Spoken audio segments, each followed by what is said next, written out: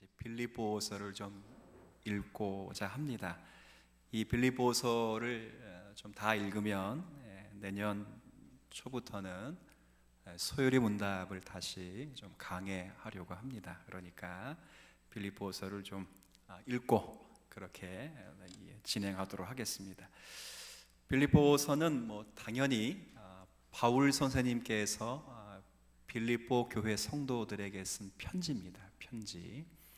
그럼 빌립보라고 하는 교회는 어떤 교회인가 그렇게 묻는다면 바울 선생님께서 전도 여행을 총 3번을 다니셨는데 그 가운데 2번째 전도 여행을 다니셨었던 때입니다. AD 한 51년경 정도가 되는데 그때 유럽에 세워진 첫 번째 교회입니다. 원래 2차 전도 여행을 바울 선생님은 소아시아로 다녀오려고 했었어요. 근데 성경에 보면 예수의 영이 허락하지를 않았습니다. 밤중에 이렇게 잠을 자서 눈을 감고 꿈을 꾸는데 환상 중에 유럽 사람, 등치 좋고 얼굴 하얀 사람이 바울에게 손질을 하는 겁니다. 도와주세요, 도와주세요. 바울이 이 환상을 이렇게 딱 보니까 아무리 봐도 이거 유럽으로 가서 복음을 전하라 라고 하는 하나님의 메시지처럼 들었어요. 그래서 원래는 소아시아로 가려고 했다가 바로 그 이튿날 배를 타고 유럽을 향해서 여행을 합니다.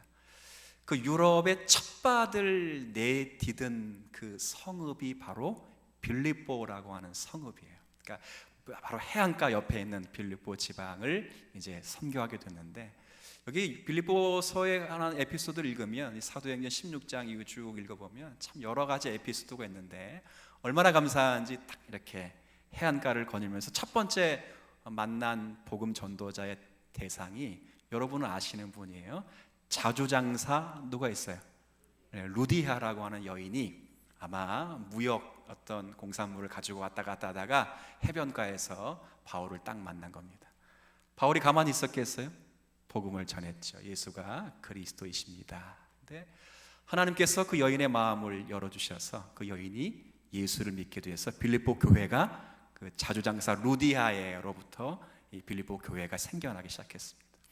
그리고 거기서 또 복음을 증거하다가 어느 부잣집 주인의 여종이 있는데 이 여종이 귀신이 들렸어요. 근데 귀신이 들리니까 이 여종이 자꾸 뭘 보는 겁니다. 귀신 들리니까.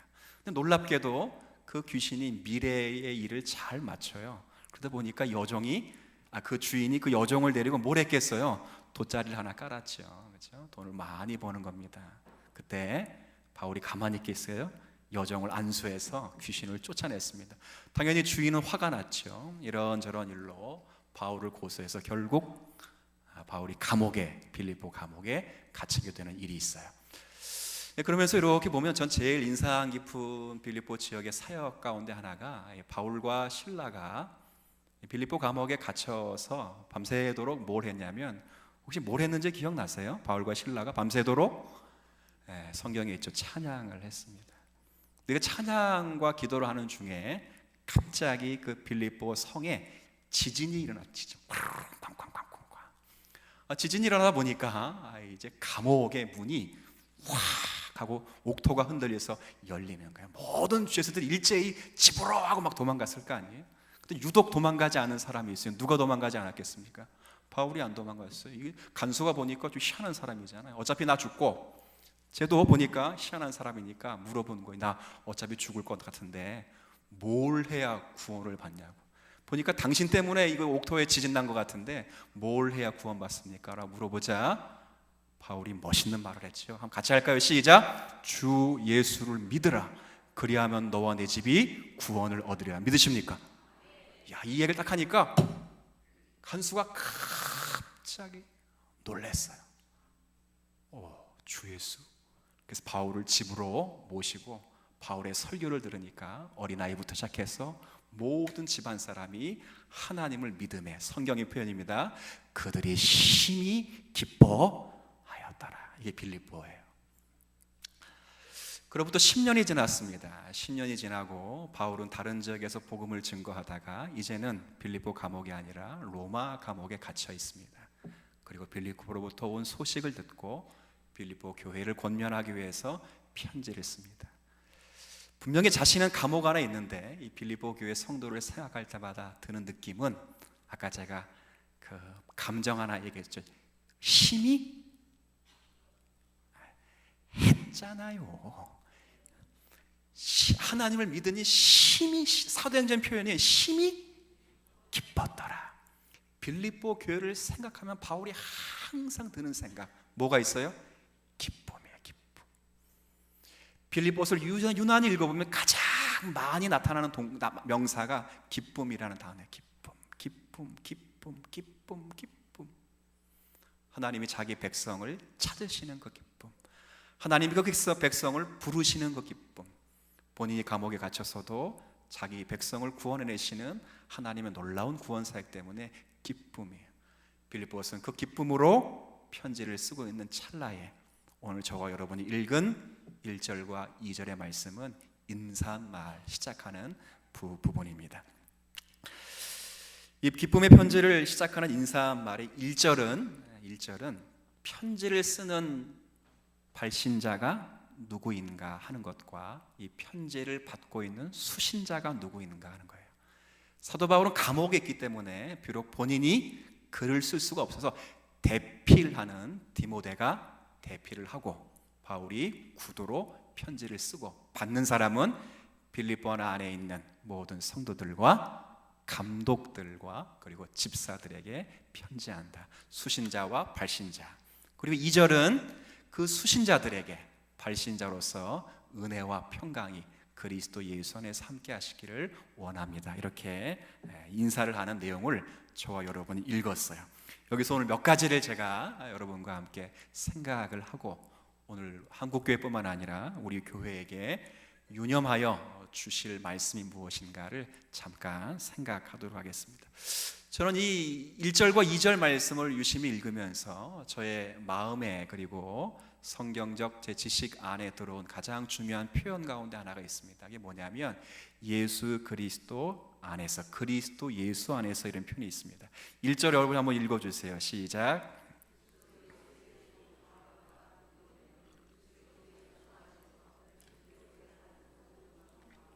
감독들과 집사들에게 편지하노니. 첫 번째로 우리가 확인할 수 있는 것이 사도 바울은 그리스도 예수 안에서 뭘 한다고요? 편지를 합니다. 그리스도 예수 안에서라는 표현이 이 본문에선 가장 중요한 표현으로 들려져야 합니다. 물론 이 인사말 이후부터 3절부터는 분명 빌립보의 성도를 향해서 권면의 말씀을 하고 교리적인 오해 속에서 바른 진리 지식을 교리적 표준으로 분명히 가르치게 됩니다. 그럼에도 불구하고 사도 바울이 빌립보 성도들에 대해서 이러한 권면과 가르침을 줄 수 있었던 가장 큰 이유는 무엇인가 그럴 때 권면과 가르침을 주는 사람뿐 아니라 그 권면과 가르침을 받는 사람들이 누구 안에 있기 때문에, 그렇죠, 그리스도 예수 안에서 하나 된 사람들이기 때문에 그렇습니다. 제가 여기서 이것을 좀 우리가 살펴볼 필요성이 있겠다라는 생각을 한 겁니다. 우리 교회를 좀 돌아볼 필요가 있을 것 같아요. 여러분들은 여러 목회자들을 통해서 아마 복음을 듣고 또 은혜를 받고 신앙의 자리에서 자라왔던 것으로 제가 알고 있습니다. 하나님께서 목회자를 통해서 하시는 일은 사실은 하나님이 성경을 통해서 하시는 일과 똑같습니다. 성경은 어떤 역할을 하는가? 우리를 교훈하고 책망하고 바르게 하고 의로 교육하는 것이 성경이 가지고 있는 기능입니다. 이 기능을 누가 하냐면 누가 한다고요? 제가 좀 전에 얘기 안 했나요 혹시? 한글로 교환. 혹시 피곤하신 분들은 잠깐 일어났다 앉으셔도 돼요. 이 기능을 목회자들의 설교에 하나님이 예탁을 하십니다. 예탁, 중요합니다. 여러분이 독서를 통해서도 은혜를 받을 수 있고 찬양을 통해서도 은혜를 받을 수 있습니다. 여러분이 봉사와 섬김과 헌신을 통해서, 헌금을 통해서, 교제를 통해서 은혜를 받을 수 있습니다. 하나님은 질서 가운데 여러분이 구원의 은혜를 따라 교훈과 책망과 바르게 함과 의로 교육하는 데 있어서 가장 유효적인 하나님의 기능을 목회자의 설교라는 건 아주 연약한 기능에 그것을 담아두시기를 기뻐하셨습니다. 담아두시기를 뭐 했다고요? 기뻐하셨습니다. 연약한 목회자와 또 연약한 성도들이 그 연약한 목회자의 설교를 들으면서라도 자라갈 수 있도록 하나님이 함께 그리스도 예수 안에서 뭐 했어요? 묶어주셨습니다. 그렇죠. 난 성경 공부만 해, 난 기도만 해, 그렇지 않아요. 하나님께서 설교자들, 여러분이 제가 좀 전에 했잖아요. 여러 명의 여러분들은 설교자를 통해서 복음을 접해 들었을 것이고 지금도 은혜를 받고 있고 앞으로도 목회자들을 통해서 은혜를 받게 돼요. 그렇지.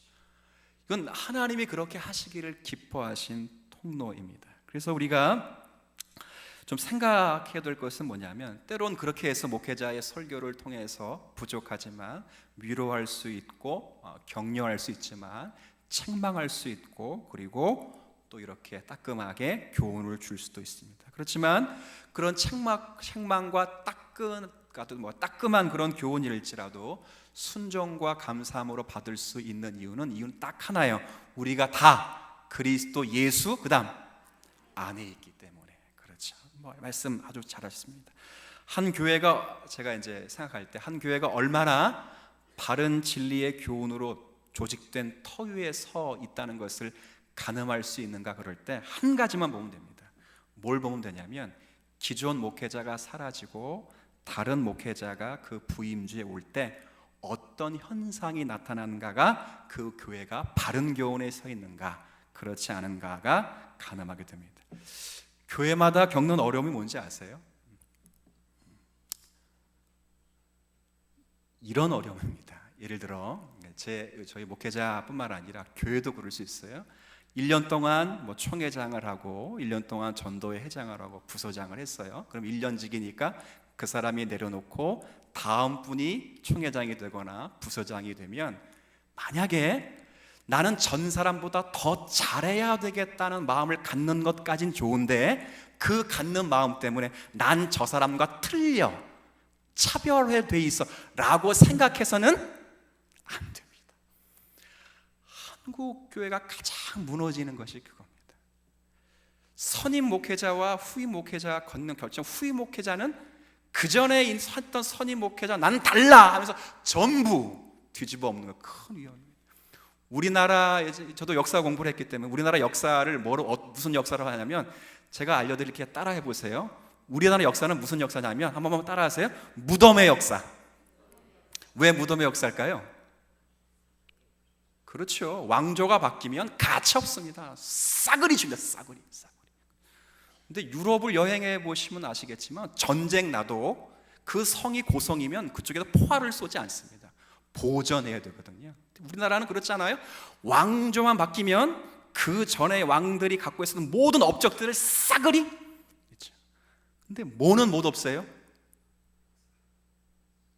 제가 좀 전에 무슨 역사를 했어요? 뭐는 못 없애요? 무덤 왜 못 없애요? 귀신 나오잖아요. 틀린 얘기 하는 게 아니에요.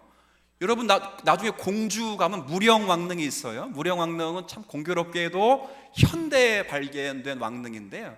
저도 일부러 한번 가서 들어가 봤어요. 근데 모든 부여시대, 부여라는 나라가 가장 백제죠, 죄송합니다. 백제라는 나라가 무령왕릉이가 백제죠. 백제라는 나라가 가장 바른 시대 때에 백제가 가지고 있는 수많은 유물들이 그 무령왕릉에서 다 나왔어요. 왜요? 다른 건 다 깨부셨는데 그건 어디 안에 들어가 있기 때문에 이 무덤의 역사예요. 이게 참 중요해요. 제가 지금 뭘 말씀드리는지 아시겠죠? 성도와 성도들끼리 난 너와 뭐가 다르냐가 중요한 게 아니에요. 성도와 성도, 목회자와 목회자, 교회의 주된 표현은 우리가 무엇을 같이 추구해야 되는가가 되게 중요해요. 자, 무슨 말씀인지 아시겠어요? 어떤 목회자가 딱 가서 나는 이런 목회자가 달라, 우리 교회는 특별해, 그러면 그 자체가 뭐 한 거예요? 한번 따라해 볼게. 맛이 간 거예요. 맛집은 다른 맛집이랑 달라야 되죠. 맛있어야 되죠. 왜요? 성공해야 되니까. 근데 교회는 맛집이 아니에요. 교회는 영양분을 그대로 공급해 주는 거예요. 여러분, 보약 먹고 컸습니까? 밥 먹고 컸습니까? 그렇죠? 저는 어릴 때만 해도 어머니 음식이 제일 맛없었습니다, 세상에서. 근데 그거 먹고 컸습니다. 무슨 말씀인지 아시겠습니까? 교회는 그런 곳입니다. 나는 저 사람과 달라라고 해서 차별해서 교회의 진리됨이 드러나지 않습니다. 한 교회가 이 지역 교회에서 특별화되는 것, 그건 사실 좋은 현상이 아닙니다. 나는 이쪽 지역 목사, 난 달라라고 해서 나의 특별함이 이 교회의 어떤 트렌드 마커가 된다는 것은 상당히 위험합니다. 교회의 역할은 역사, 한 번만 더 따라할게요. 역사를 보존하는 것이다. 시작. 여러분, 오늘 아침에 1, 2부 예배 드릴 때 사도신경을 고백했습니다. 사도신경은 12개의 고백문으로 되어 있습니다. 성부와 관련해 하나, 성자와 관련해서 6개의 고백문이 되어졌고, 성령과 관계돼서 하나의 고백문이 되어 있고, 나머지 4개는 교회와 관련된 고백문입니다. 그 교회와 관련된 고백문 첫 번째가 뭐예요? 거룩한 공회와. 교회에 관련된 첫 번째 고백문이 거룩한 공회입니다. 거룩성과 통일성입니다. 거룩성과 통일성은 이건 분리될 수가 없습니다. 남들과 달라서 거룩성이 증거되지 않습니다. 반대로 남들과 같은 역사 안에서 바른 진리가 공유돼야 거기에 나타나는 게 뭐라고요? 거룩이에요, 거룩. 그렇잖아요? 거룩한 공교회와 두 번째 교회에 관한 고백이 뭐예요? 그 다음 거룩한 공교회와 공회와 그 다음 성도의 교제. 성도의 교제를 어떻게 하겠습니까? 거룩성과 통일성 안에 확보된 바른 신앙 고백과 바른 성찬 예식을 통해서 함께 교제하는 거예요. 밥 먹고 당구 치고 고스톱 치고 이게 교제 아니에요. 그렇죠? 명절 할 때 제가 옛날에 직장인 선교하시는 방성기 목사님 오셔가지고 은혜 받은 거 딱 하나 있어요. 고스톱 치실 때 뭘 떼고 하시라고요? 10의 1조는 꼭 떼고 하시라고요. 얼마나 은혜스러운지 모르겠어요. 야, 이게 창조적 문화구나. 물론 목사님이 이제 혹시 주무시는 분이 계실까봐 우스갯소리로 하시는 표현인데, 그런 것으로 우리의 거룩성이 드러나지는 않습니다. 사실 우리가 한국 교회가, 우리 목회자가, 성도들이 유념해야 되는 것은 우리가 얼마나 사도 바울 이후부터 그리고 어거스틴과 중세를 거쳐서 종교개혁 당시에 확립된 신앙 고백이 얼마만큼 우리 안에 공교회적으로 고백되어 있는가를 확인하지 않으면 교회의 거룩성은 상실됩니다. 왜요? 특별하다고 말하는 순간 교회는 위험하게 됩니다. 그럼 반대로 그 특별함을 선언하는 사가 사라지면 그 특별함도 사라지는 거죠. 조심하셔야 됩니다. 여러분이 부흥사의 설교를 듣거나 뭘 할 때 상당히 조심해야 돼요. 제가 까는 게 아닙니다. 지금 혹시 오해해서 까는 것처럼 들리는데 저도 그럴 수 있기 때문에 그렇습니다. 주님사랑교회 저의 신앙적 목회적 관념은 교회의 특별함을 선언하지 않습니다. 이 교회는 사도 바울로부터, 물론 그리스도 예수가 기초가 되시고 그런 사도들로부터 터 위에 서 있는 진리 지식과 신앙 고백을 동일하게 21세기 역사 속에서 한국 교회와 한국 사회 속에서 적용하여 진리를 고백하고 그 진리를 삶에 체계화하는 그런 교회로, 그래서 그 모든 것이 그리스도를 담는 신의 성품에 참여하는 것으로 나타나는 거룩한 교회가 되기를 소원해서 제가 목회를 하고 있습니다. 그렇죠? 여러분이 보셔도 죄송합니다. 얼굴 하나 특별하게 생긴 것도 없고 뭘 하나 특별하게 잘하는 것이 없습니다. 여러분보다 기도를 더 잘하는 것도 없고 여러분들보다 더 기도를 많이 하거나 뭐 어떤 분이 제게 우리 목사님의 신유의 은사가 좋습니다, 이렇게 원하시고 기도하신 분도 계시는데, 백날 제가 기도해도 아픈 우리 아이는 제가 기도하면 안 낫습니다. 약을 먹는 게 훨씬 빨리 납니다. 신기하죠? 그래서 우리 아이들이 아프면 제게 안 옵니다. 어디 가요? 약국 갑니다. 기도하죠. 약사를 통해서 고쳐주십시오. 그리고 제가 텅텅거립니다. 하나님이 약사를 통해 고쳐주셨다고. 우리 신앙을 점검하셔야 됩니다. 보약 먹고 크지 않습니다. 밥을 먹고 크는 것입니다. 오랜 진리 지식을 우리가 단기간에 무엇으로 바꿀 수 없습니다. 한국교회가 특별하게 120년 안쪽에 세계 유례 없는 기독교의 부흥이 있지만, 기독교의 부흥이 유례적으로 이렇게 유례 없는 부흥을 누렸지만, 전 세계에서 기독교가 가장 저급한 종교로서 각인되는 시대가 지금 어느 나라이고, 또 뭐예요? 뭐가 잘못된 겁니까? 전 세계에서 가장 큰 교회, 전 세계에서 가장 많이 헌금하는 교회, 전 세계에서 가장 높은 복음의 진보, 전 세계에서 가장 프로테이지 높은 선교사를 파송하고 가장 큰 모든 교회당이 한국교회에 다 있는데, 문제는 세계에서 가장 기독교가 오해되고 저질 종교로 전락된 것이 바로 어디예요? 뭐가 잘못됐습니다. 특별하다고 생각했기, 특별하다고. 은혜를 부어주는 차원에서는 특별합니다. 그러나 은혜를 지키는 자리는 특별함으로 여러분들 하지 않습니다. 골리앗처럼 될 필요 없다, 그 말입니다. 여러분이 엘리야가 되어서는 안 됩니다. 남겨진 7,000명처럼 우리가 우리의 자리를 지켜 나가면서 그렇게 은혜의 자리를 지켜 나가야 될 줄로 믿습니다. 우리 교회가 신앙고백서를 배우는 이유는 바로 그것 때문에 그렇습니다. 여기 두 번째 잠깐 또 살필 내용은 그리스도 예수 안에서, 그 다음 보세요. 자, 그리스도 1절, 그리스도 예수 안에서, 그 다음 어디에 사는 사람들? 빌립보에 사는 첫 번째 대상이 모든 성도, 두 번째, 그 다음 뭐로 되어 있어요? 감독들. 그 다음 뭐로 되어 있어요? 성도들은 이해되시겠죠? 근데 감독들은 교회를 관리하고 지키는 자들이란 뜻이에요. 여기서 빌립보에서 이 감독, 빌립보서 자체 내에는 이 감독이 누구라 말하지 않지만 디모데 전후서와 연결해서 이 감독은 지금으로 말하면 목사와 장로를 가리키는 표현입니다. 그리고 집사님은 오늘 찬송했던 이 집사님을 가리키는 표현인데, 중요한 것은 교회를 지키는 자들로 등장되고 있습니다. 그러면 장로님들과 목사와 집사님들이 하셔야 될 일은 무엇보다도 진리의 말씀에 창념하여 교회를 진리 가운데 지켜나가는 신앙 고백들을 충분히 가지고 있어야 돼요. 그런데 더 생각해야 될 것은, 사도 바울은 빌립보 안에 있어요, 없어요? 없지요. 빌립보 안에 있는 사람들은 빌립보 안에 있는 사람들의 맡은 역할이 있어요. 각자의 자리에서 그리스도 예수 안에서 하나 된 자리를 지켜나가요.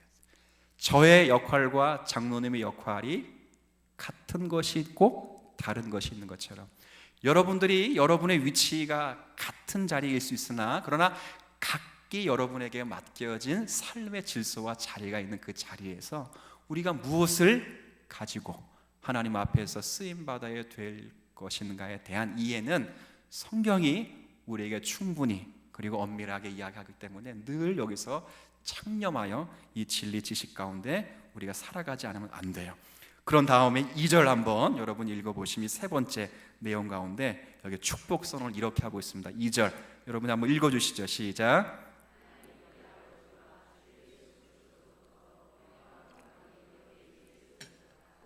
아멘. 보시면 이제 바울이 그리스도 예수 안에서 편지를 쓰는 사람과 편지를 받는 사람들에게 그 관계가 형성되어지고 관계가 성립된 다음에 즉각적으로 하는 행동은 언제나 축복 선언입니다. 이 축복 선언은 편지를 쓰기 위해서 이렇게 그냥 들어가는 관념구가 아닙니다. 여러분 뭐 메시지를 보내거나 메일을 보내면 항상 앞에 있는 내용이 잘 지내셨습니까? 그렇죠. 옛날에는 인사하게 되면 꼭 이런 인사를 했어요. 식사하셨습니까? 그리고 또 이제 전화 통화하다가도 지금도 우리 본사님들 전화 통화하면 그런 분 계세요. 너무 정겨워요. 저는 끊을 때 목사님 들어가세요. 아니 저 집에 있는데 어딜 들어가는 거지? 그래서 기도굴에 들어가시는가 보다. 뭐 기도할 그렇게 받아들이면 되는 건데 들어가세요. 근데 왜 그런지 아시죠? 옛날에는 전화가 마이 셀폰 이런 게 있는 게 아니기 때문에 전화하려면 나왔어요. 나온 다음에 그 다음에 나왔으니까 그 다음 뭐 해야 돼요? 들어가야 되니까 잘 들어가시라고 하는 건데 그게 지금도 들어가세요. 근데 그런 전화를 이제 3층에서 받으면 쉬라는 거구나 이제 되는데 그걸 사택에서 4층에서 받으면 어딜 또 들어가야 되는가? 기도하라는 거구나. 이런 이제 우습게 사인으로 받고 가끔 이게 이제 아내랑 기도하고 그럽니다. 그렇죠? 근데 그런 관념적인 인사의 글이 아니에요. 사도 바울이 그 인사를 쓸 때는 언제나 등장하는 용어가 두 표현이 등장해요. 하나는 은혜, 두 번째는 뭐예요? 이거 같이 가요. 한번 따라 볼 거예요. 은혜와 평강. 은혜와 평강이 여러분 가운데 있게 되기를 축복합니다. 은혜와 평강이 있어야 돼요. 은혜. 근데 이 은혜는 굉장히 중요한 단어예요. 어떤 단어냐면 하나님과 나와의 관계를 처음 설명할 때 항상 처음으로 등장하는 첫 번째 표현. 처음을 3번 썼는데 첫 번째 표현이 항상 뭘로 등장해요? 은혜로 등장해요. 왜요? 하나님과 내가 회복하는 그 단계를 은혜로 표현하는데 하나님과 내가 회복할 때 내 힘으로는 회복할 수 있는 힘이 없죠. 왜요? 에베소서 2장 1절 여러분 한번 암송해 주세요. 시작.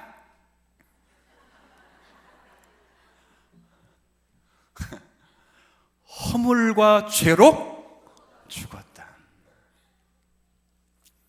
내년부터 성경 퀴즈를 하겠습니다. 교육부서가 성경 퀴즈를 하는 교육부서가 있는데 지난주 교육위원장님과 부장님들 교육자 모였는데 한 부서에서 목사님 내년부터 교회도 1년에 한 번씩 성경 퀴즈 대회를 해주시면 좋겠습니다. 제가 저거 싫어요 그랬겠어요? 아싸. 거기서 그렇게 안 했지만 마음으로는 아싸. 그래서 내년에 40주년 되는 그 주일에 성경 퀴즈 대회를 하도록 하겠습니다. 이미 사회자도 다 내정돼 있어요. 내정되고 전도사님이 사회 볼 것 같아. 아무리 봐도 다 준비되고 다 했으니까 여러분 내년에 성경 퀴즈 할 텐데 성경 많이 읽으시대요. 많이. 허물과 죄로 죽은 사람이 어떻게 스스로 살아납니까? 하나님이 살려주셔야 가능하죠. 그 단계를 시작하면서 허락된 표현된 용어가 뭐라고요? 은혜예요. 그 은혜를 여러분이 수용하는 입장에서 쓸 때는 따라해 볼게요. 믿음.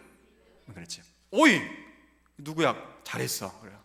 그렇죠? 하나님이 베푸시는 입장에서는 그걸 뭘로 쓴다고요? 은혜. 여러분이 수용하는 입장에서는 그걸 뭘로 쓴다고요? 은혜와 믿음은 주시는 분 입장에서는 같은 표현입니다. 같은 표현 아시겠지요? 믿음이 행위가 되거나 믿음이 여러분에게 수단이 되어서는 결코 안 됩니다. 그래서 은혜는 하나님과 관계가 회복될 때 쓰여지는 표현. 그러니까 하나님께서 자격이 안 되는 자들에게 베푸시는 조건 없는 호의를 은혜라고 합니다. 은혜. 여러분 은혜를 받았어요. 은혜를 받았기 때문에 예수의 이름을 부를 수 있고 은혜를 받았기 때문에 여기서 잘 이해는 되지 않아도 하나님을 찬송하며 말씀을 들을 수 있는 이유가 하나님이 그리스도 예수 안에 여러분에게 무작정 뭘 베푸셨기 때문에 은혜를 베풀어 주셨기 때문에 그래요. 근데 은혜를 받은 자는 거기서 머물지 않습니다. 은혜를 받으면 반드시 은혜를 받은 자 안에서 심적인 어떤 상태가 일어나는데 그 상태를 뭐라 그래? 이제는 평안이에요. 평안. 그러니까 평안이 먼저 오고 은혜가 오지 않아요. 먼저 오는 것은 뭐가 먼저 와요?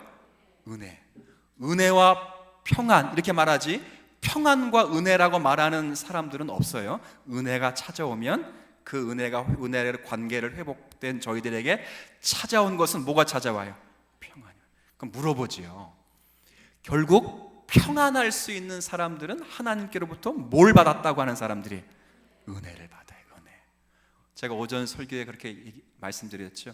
하나님이 찾아오셔서 예수 그리스도를 우리 가운데 하나 묶어두셔서 은혜를 주셔서 어떤 현상이 일어나냐면, 우리가 죽으면 누가 죽을 수밖에 없게 만들으셨다고요? 그리스도가 죽어요. 우리가 죽으면 그리스도가 죽어요. 그런데 지금껏 그리스도는 죽지 않고 앞으로도 죽지 않으실 것이며 영원토록 죽지 아니하십니다. 그분은 하나님이시기 때문에 그렇습니다. 그러면 저와 여러분도 영원토록 우리는 죽지를 않습니다. 그런 놀라운 은혜를 받았어요. 그 은혜 때문에 낙심할 일을 만나도 낙심이 되지 않습니다. 어려운 일 속에서도 찬송하게 되는, 아까 얘기했잖아요. 바울과 실라가 빌립보 감옥에 갇혀서 밤새도록 한 게 뭐라고요? 찬양 아무나 하는 거 아닙니다. 그렇죠? 여러분, 많은 어려움과 고초가 있을 때 참 힘드신 게 맞지만, 그 힘드심 속에서도 이 일로 인하여 하나님이 반드시 내게 생명을 가르쳐 낼 것이라고 하는 소망이 있기 때문에 어려움 중에서도 기뻐할 수 있고 감사할 수 있는 이유가 바로 우리 가운데 있어요. 그건 누가 만드신 거라고요? 하나님이 만든 은혜라고 말합니다. 그 평안을 이제 오늘 우리가 누릴 수 있는 이 자리에 있다면 여러분 다 복받은 성도이심을 기억하셨으면 좋겠어요. 이 은혜가 있는 여러분이 이제 그리스도 안에서, 예수 안에서 우리는 오랜 신앙 전통과 무엇이 같은가, 같은 고백을 무엇으로 만들어 가야 되는가 고민하시면서 이 빌립보서를 따라오시고 앞으로 교회의 가르침에 성실히 임할 수 있는 우리 모두가 되시기를 주의 이름으로 부탁을 드리겠습니다. 하나님 아버지, 편지를 쓰는 사람이나 편지를 받는 사람이나 하나 그리스도 예수 안에서 하나 되었기 때문에 서로에게 권면과 진리 지식의 교훈이 성립되고 있습니다. 이 땅을 살아가는 많은 신앙인들이 저 사람과 내가 무엇이 다른가, 이 교회는 저 교회와 무엇이 다른가로 특별화하고 있는 이런 시대에 그것이 전정 진리를 세우는 신앙의 자리가 아님을 말씀을 통해 확인해 본 결과 우리가 초대교회로부터 지켜오고 파수해온 그 진리와 종교개혁 시대와 우리 신앙의 선배를 통하여 파수하고 가르쳐 온 진리에 대한 고백을 저희들이 교회 속에서 담아내며 거룩한 공회와 성도가 교통하는 그 교제의 은혜를 주님 사랑교회를 통하여 진실되게 증거될 수 있도록 은혜를 더하여 주옵소서. 그런 의미 속에서 우리 모두는 그리스도 예수 안에서 하나가 된 자들입니다. 옆에 있는 사람들과 차별화로 자신을 증거하지 않게 하여 주옵시고, 나와 무엇이 같은가?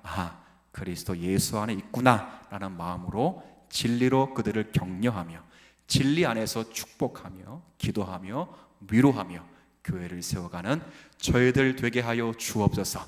긴 명절 연휴가 이미 시작되었습니다.